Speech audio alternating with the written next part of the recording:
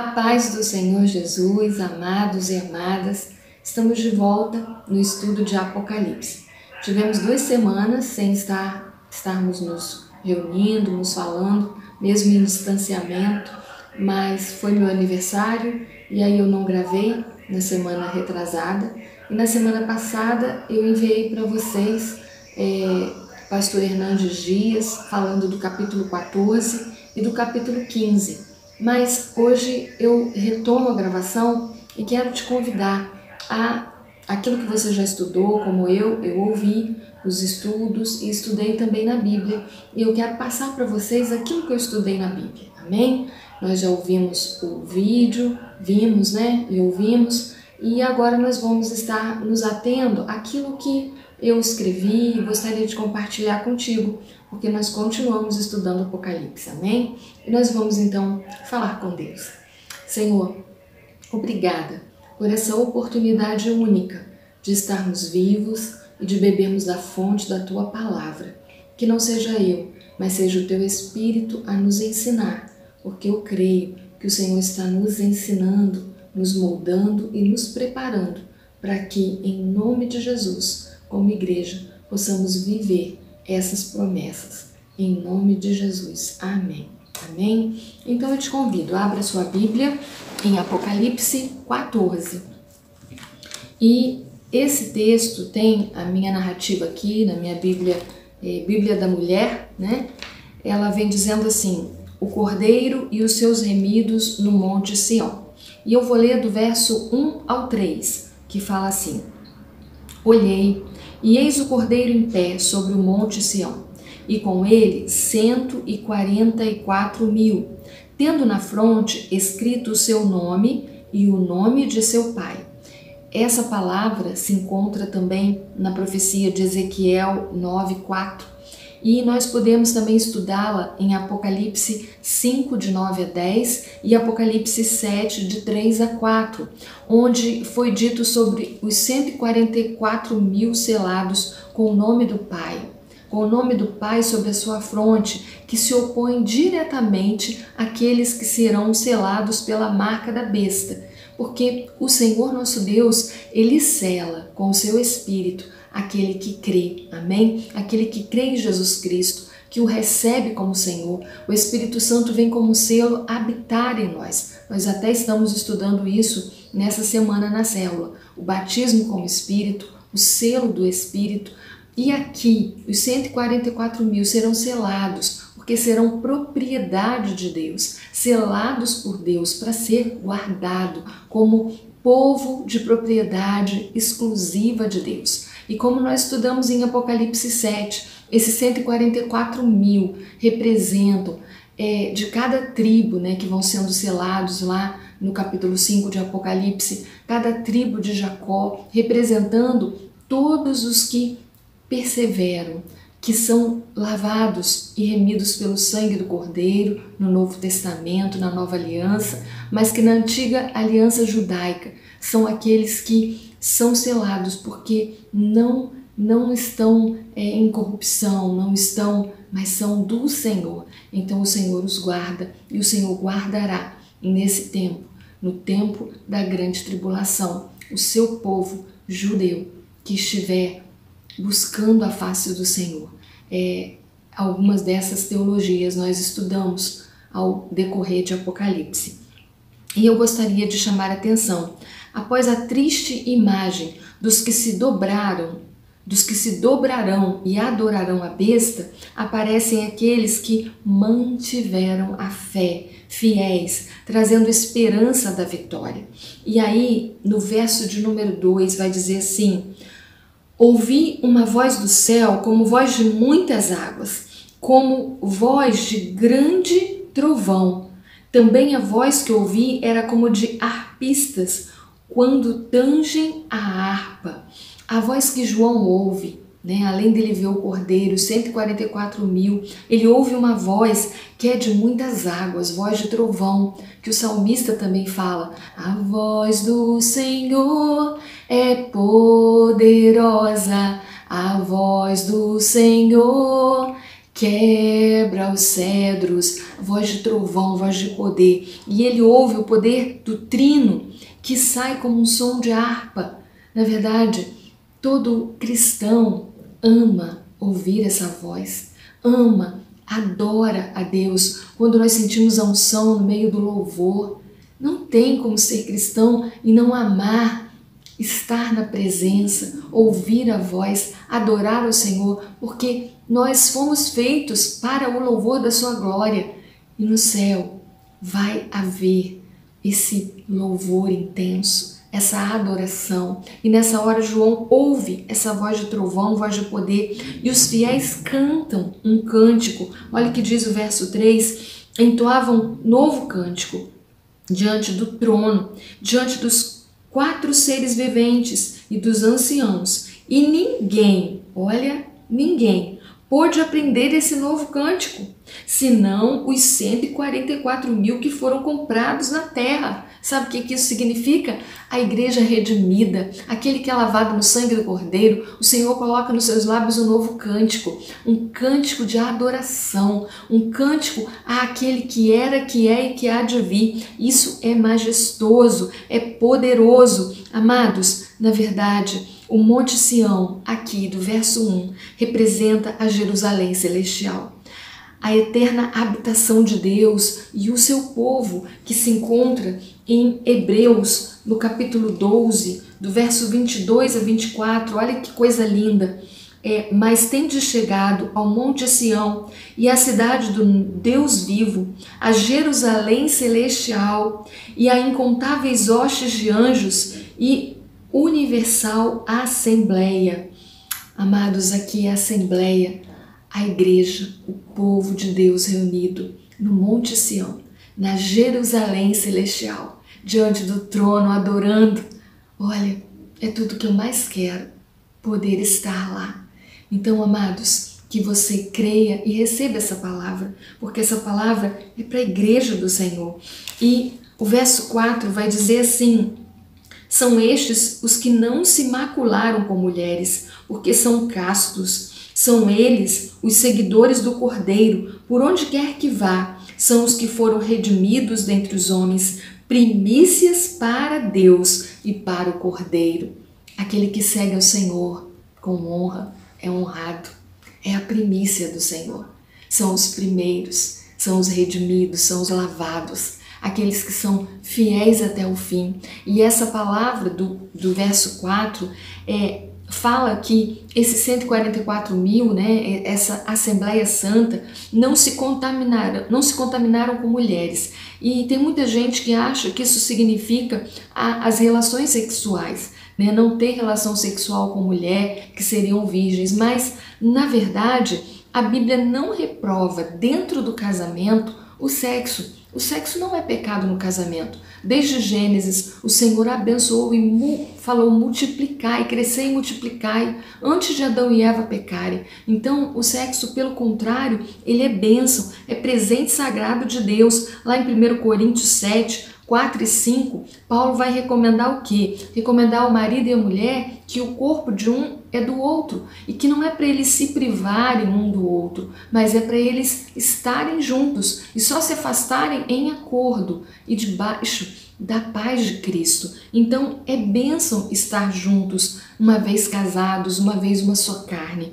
O sentido figurado aqui, dizendo que eles são castos, expressa aqueles que se recusam a participar da idolatria, a participar de uma relação de infidelidade a Deus. Então, seguem o Cordeiro, eles são leais, segundo o Cordeiro mesmo, para a morte, né? Isso em Hebreus 13, 4 vai dizer assim: digno de honra entre todos seja o matrimônio, bem como o leito sem mácula, porque Deus julgará os impuros e adúlteros. Então o casamento é uma forma de castidade. Quando um homem e uma mulher são fiéis um ao outro no casamento, eles estão sendo obedientes à palavra. E ao mesmo tempo o Senhor está mostrando isso como figura da pureza, da pureza e da fidelidade daqueles que não escolhem adorar outros deuses, que não escolhem blasfemar, que não escolhem viver uma vida incorreta, mas que colocam toda a sua vida no altar do Senhor. Esses são fiéis e são vistos como castos. Por quê? Porque a palavra fala mais. Olha o que fala o verso de número 5.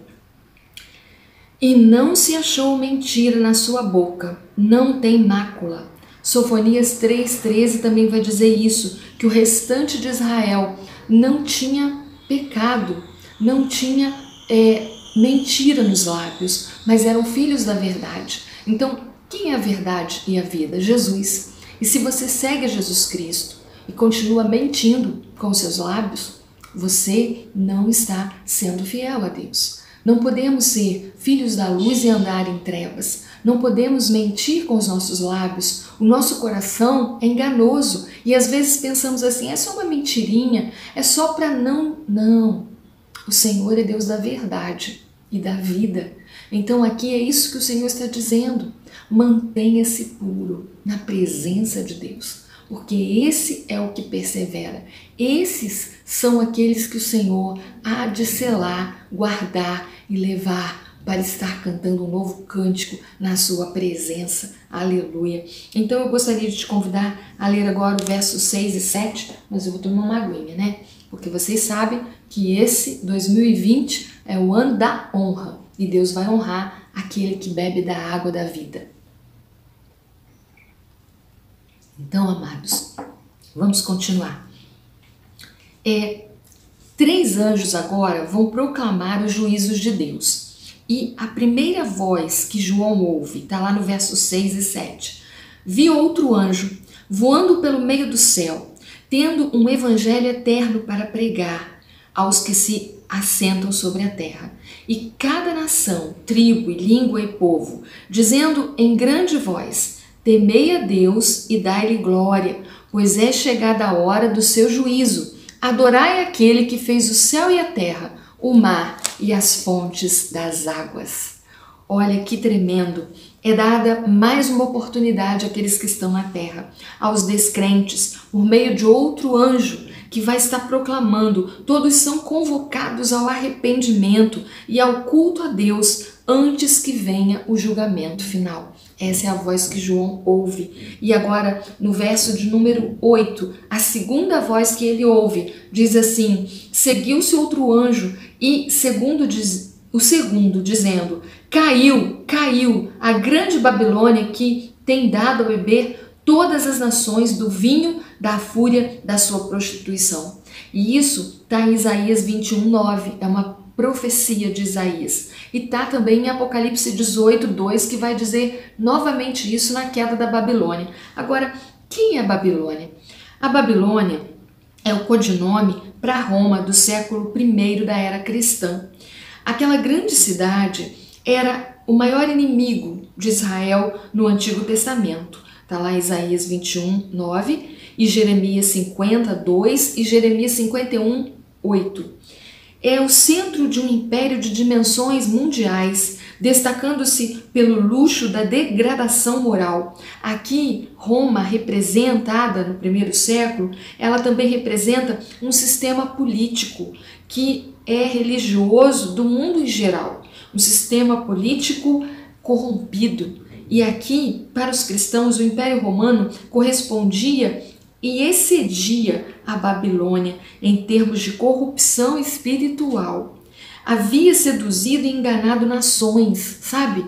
O governo, o poder que governa de maneira corrupta, de maneira sedutora, que leva nações a beber do cálice, do vinho, da sua maldade, da sua malícia, o vinho, o cálice. Mas João adverte, nesse tempo aqui, João está advertindo que o cálice do prazer sensual da Babilônia, desse poder sobre a terra, se transformará no cálice da ira de Deus, que está em Apocalipse 14:10, que nós vamos ler agora. Olha só, a terceira voz, do versículo 9 ao 10, vai dizer assim, que João ouve a terceira voz: seguiu-se A estes outro anjo, terceiro, dizendo em grande voz: se alguém adora a besta e a sua imagem, recebe a sua marca na fronte ou sobre a mão. Agora é a marca da besta, na fronte e na mão. E o versículo 10, também esse que adorar a besta,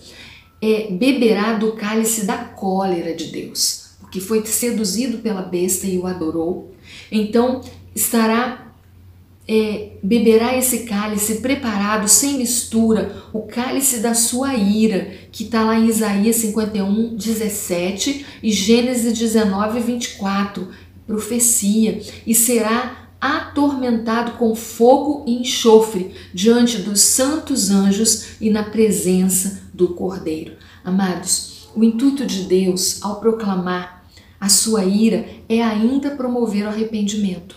De qualquer maneira, vai chegar esse momento que é impossível que os que adorem a besta adorem e entrem no reino, porque é impossível agradar a dois senhores. Ou você agrada a Deus, ou você agrada a Satanás. Ou você serve a Deus, ou você serve a Mamon, ao dinheiro, ao poder público mesquinho. Não estou falando do poder, porque o poder de Deus governa toda a terra. Não estou falando do poder de autoridade, mas do autoritarismo, de toda sorte de mentira, de toda manifestação demoníaca de opressão, de prostituição, de governo completamente sem amor, sem misericórdia, sem graça, sabe?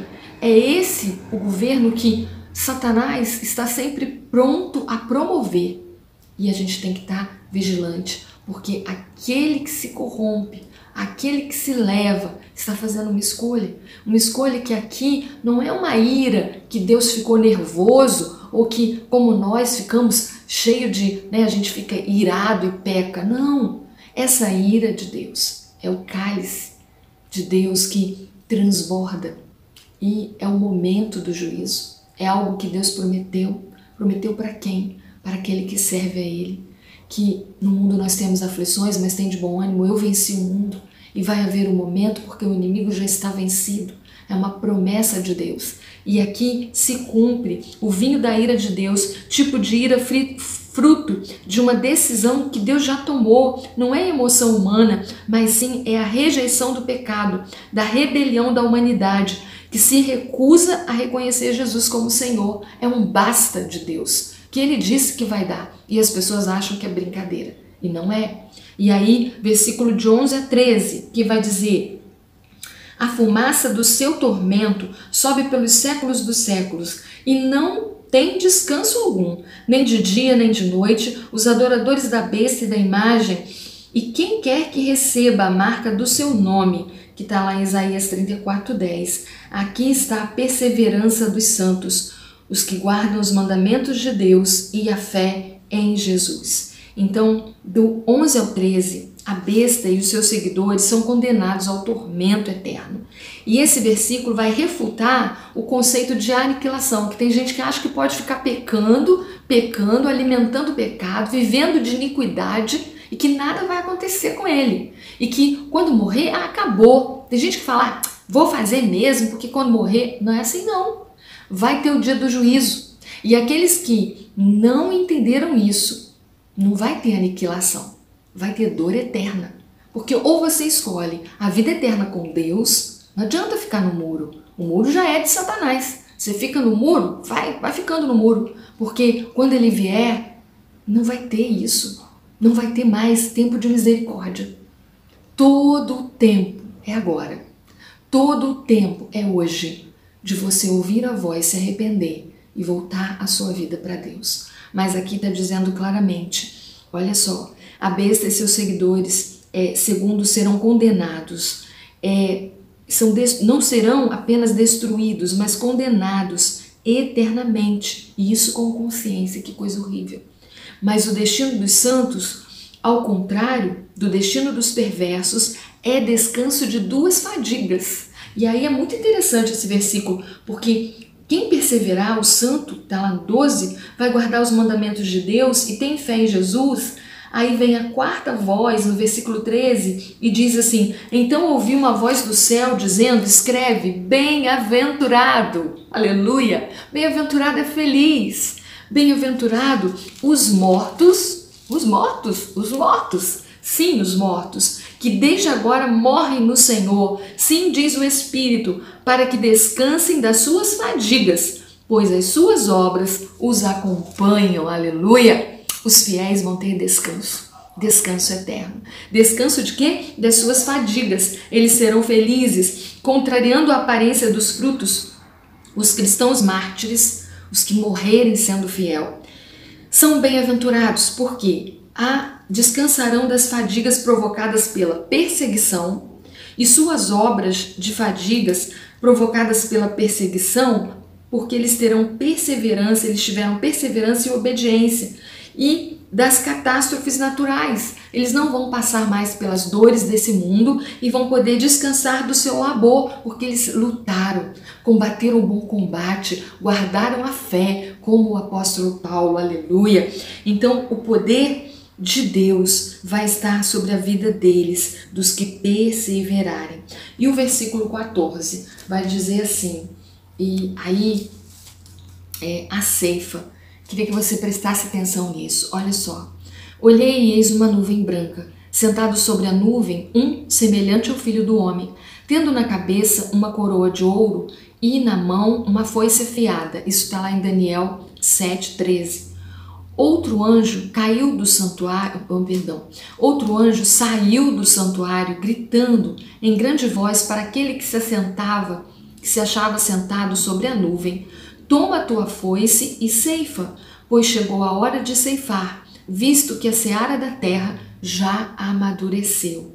E aquele que estava sentado sobre a nuvem passou a sua foice sobre a terra, e a terra foi ceifada. Amados, do 14 ao 16 tem um mistério aí que eu queria que você entendesse. Olha só. A ceifa e a vindima, que vai vir logo em seguida, primeira coisa, aí esse filho do homem, que Daniel 7:13 também fala, alguns atribuem essa figura, essa imagem a Jesus, mas outros teólogos não compreendem assim, não aceitam isso. Por quê? Porque ao mesmo tempo que essa figura, que é semelhante ao filho do homem, ele se assemelha, mas não está dizendo que é.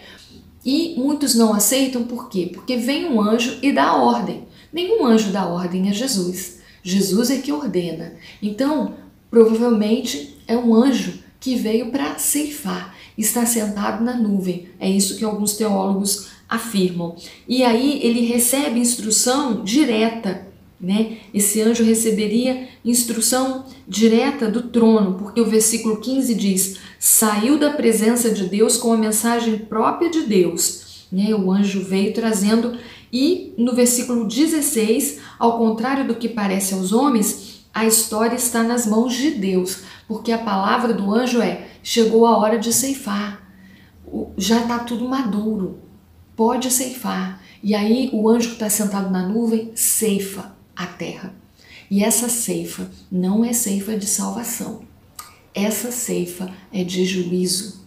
Por que eu sei disso? Porque a palavra está dizendo, olha só, a ceifa é uma colheita associada ao juízo divino. Está lá em Jeremias 51:33, Joel 3:13 e Mateus 13, de 39 a 42, quando o próprio Jesus fala da parábola do joio. E que quando, lá do 39 ao 42, ele vai dizer para ceifar o joio. E quem são os ceifeiros? São os anjos. E é o que acontece aqui em Apocalipse. Os anjos passam a foice e ceifam a terra. É a hora do juízo, entende? É o cumprimento de um plano salvífico de Deus. Não é uma coisa aleatória. Deus está operando aquilo que ele prometeu aos perversos, o inferno, o lago de enxofre e de fogo, onde serão jogados o joio que foi ceifado na terra por Satanás, os adoradores da besta, aqueles que se prostraram a outros deuses. Então isso aqui é claro. E do 18 ao 20 vai dizer assim, e aí eu vou ler o 17 também que eu não li, né?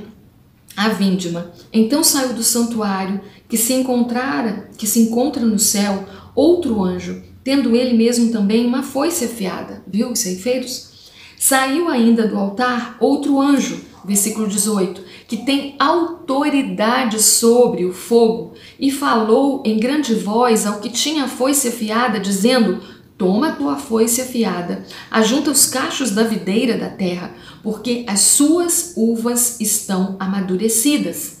E aí é interessante também, porque vai dizer assim, versículo 19, então o anjo passou a sua foice na terra e vindimou a videira da terra e lançou-a no grande lagar da cólera de Deus, e o lagar foi pisado fora da cidade, e correu sangue do lagar até os freios do cavalo, numa extensão de 1.600 estádios. Isso está lá em Isaías 63:3, Apocalipse 19:15 e Joel 3:13. E eu terminei de ler o capítulo 14, mas eu ainda quero dizer para você, essa ceifa do joio, e do 18 ao 20, o sexto anjo articula o sacrifício dos santos e a vinda do reino de Deus. É isso que ele está dizendo. Como assim? Versículo 20. A figura é de uma colheita. João vê o anjo ceifar a videira da terra e atirá-la ao grande lagar da cólera de Deus. No verso 19, essa colheita representa o julgamento e não a salvação. A mesma ideia de colher uvas aparece em outras passagens bíblicas. Isaías 63:3, Joel 3:13. As uvas são pisadas fora da cidade, sugerindo que esses indivíduos são banidos da presença de Deus. Aí não são banidos, são tirados. É o joio sendo tirado do meio do trigo, e só o Senhor sabe disso. Eu e você não podemos julgar, porque só Ele conhece o coração. E Apocalipse 14:20, o sangue dos que foram pisados pelos pés, Deus chegará ao ponto, do freio dos cavalos, quer dizer, em abundância, fluirá por mais de 1.600 estádios, que é cerca de 320 quilômetros. Essa descrição do derramamento de sangue, na verdade, mostra vivamente a extensão do julgamento de Deus. Todos que se opuserem ao reino serão, nesse momento, tratados com juízo. E a Bíblia de Estudo tem uma conclusão que eu gostaria de ler para você. A passagem de Apocalipse 13 nos dá uma imagem do mundo sobre a tirania de Satanás. As bestas que emergem da terra e do mar, foi feio. Mas o povo de Deus é perseguido e morto por sua aliança, por ter aliança com Cristo. E isso, já a passagem do Apocalipse 14 que nós vimos hoje, dá-nos uma nova imagem, a qual Cristo é rei e o povo de Deus é vingado, porque a vingança, ela tem que vir do Senhor. Ele é juiz, não sou eu nem você. Nós não podemos vingar e nem querer vingança. Não é que Deus é mau, é que Deus é justo.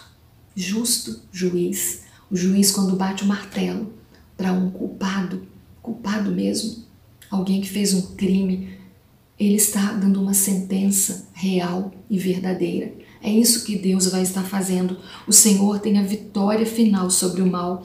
O Cordeiro sobre o Monte Sião é a imagem de Jesus em Jerusalém, a capital do reino de Deus, Jerusalém celestial. Os 144.000 representam crentes que sofreram perseguições na terra e agora estão postos para aproveitar a vida eterna com Deus. O primeiro anjo anuncia as boas novas para que o mundo ainda se arrependa, convidando a todos a crerem. O segundo anjo vai dizer da destruição do reinado de Satanás, representado pela Babilônia. E o terceiro anjo vai anunciar o julgamento de todos os que rejeitaram o Evangelho. Os demais anjos vão fazer a ceifa e a vindima. E João diz que tudo isso significa uma coisa linda. O verso 12. Fica com o verso 12, amados. Diz assim: aqui está a paciência dos santos. Aqui estão os que guardam os mandamentos de Deus e a fé em Jesus. Por quê? Porque bem-aventurado, está lá em Apocalipse 1:3, aqueles que ouvem a palavra e obedecem, aqueles que têm ouvidos para ouvir o que o Espírito diz à igreja. Mas a admoestação de João não é nova, nem foi adaptada para circunstâncias especiais. Suas palavras são muito relevantes para nós quando seguimos a liderança do Espírito e obedecemos e temos fé, guardamos a fé. Isso nos torna com as características que definem um cristão. O que você é? O que te define? Quais são as tuas características? Essa palavra é que Deus está te chamando para você ser feliz, bem-aventurado. E eu encerro te convidando a receber essa palavra, a guardar a fé e a ser realmente feliz, bem-aventurado, com um novo cântico na tua boca. Quero orar pela sua vida, pela vida da igreja.